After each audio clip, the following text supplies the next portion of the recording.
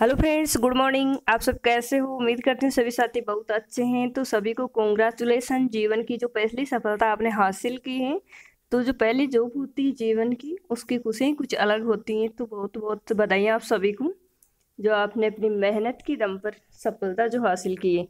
अब आप सभी अपनी ज्वाइनिंग का इंतजार कर रहे होंगे कि कब तक अब उन्हें ज्वाइनिंग दे दी जाएगी।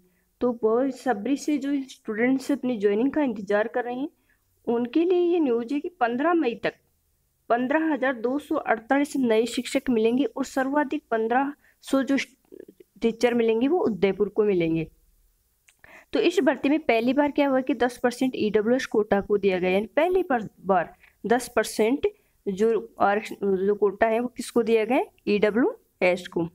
अब प्रारंभिक शिक्षा निदेशालय ने तृतीय शिक्षक श्रेणी की लेवल 1 के लिए अंतिम परिणाम 15,500 पदों में से 15,248 पदों का जारी किया है। अब 15,248 पदों का अगर जारी कर दिया है तो बच्चे कितने? 252। तो इसमें वेटिंग लिस्ट का कोई ज़्यादा झंझट नहीं है, क्योंकि 252 पद अगर इन्होंने रिजर्व में रखे तो ये किस कैटेगरी का है ये भी हमें नहीं पता भाई। किस कैटेगरी के 252 पद इन्होंने रिजर्व में रखे हैं? 252 पद ही इन्होंने रिजर्व में रखे हैं।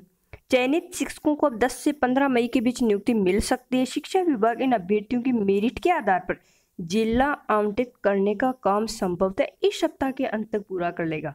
जो ये सप्ताह चल रहा है, इसी सप्ताह के अंत तक जिला आवंटन का जो कार्य वो पूरा हो सकता है।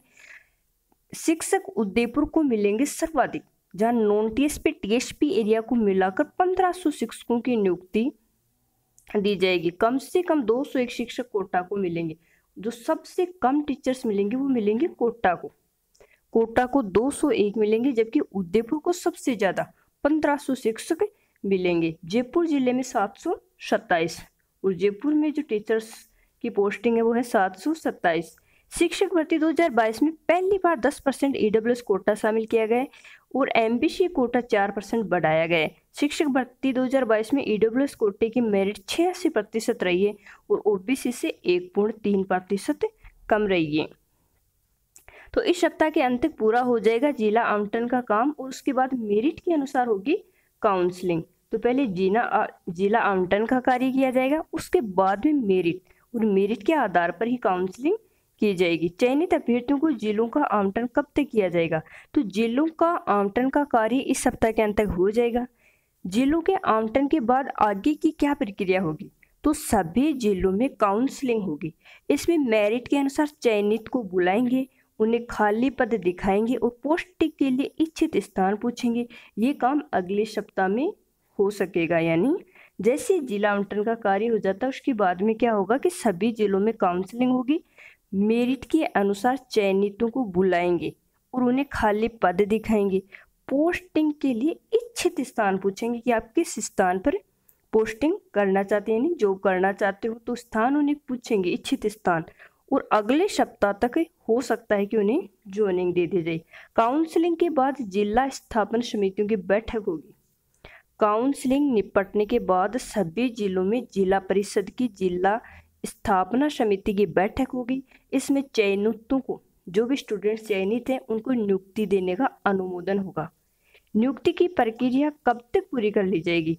तो जिला स्थापना समिति की बैठक के बाद 10 से 15 मई तक नियुक्ति आदेश जारी हो सकते हैं। तो आगे की प्रोसेस अब ये रहेगी, पहले जिला आवंटन, जिला आवंटन के बाद काउंसलिंग। तो काउंसलिंग के समय आपको बुलाया जाएगा, इच्छित स्थान पूछा जाएगा और उसके बाद में समिति का गठन किया जाएगा और अनुमोदन। अब कट ऑफ है जो पिछली बार से 15% अधिक रही है, ये आप देख सकते हो। अब यहाँ शिक्षकों में जिले वाइज जो विवरण दे रखा है उसमें जयपुर को 727 और सबसे कम है कोटा मिलेगी। कोटा जिले को 201, अजमेर में 470 हैं, अलवर में 665 हैं, बाड़मेर में 1188, जयपुर में 727, जोधपुर में 675, भरतपुर में 498, भीलवाड़ा में 583, बीकानेर में 355, बूंदी में 351, चित्तौड़गढ़ में 375, चूरू में 331 और कोटा में 201। इस प्रकार से जिले वाइज जो है पोस्टिंग का विवरण दे रखा है। तो जो भी स्टूडेंट्स ज्वाइनिंग का इंतजार कर रहे हैं, अभी उन्हें ये 2 प्रोसेस और पूरी करनी है। पहले जिला आवंटन होगा, फिर काउंसलिंग के दौरान आपको बुलाया जाएगा और उसके बाद में आपको नियुक्ति दे दी जाएगी। धन्यवाद।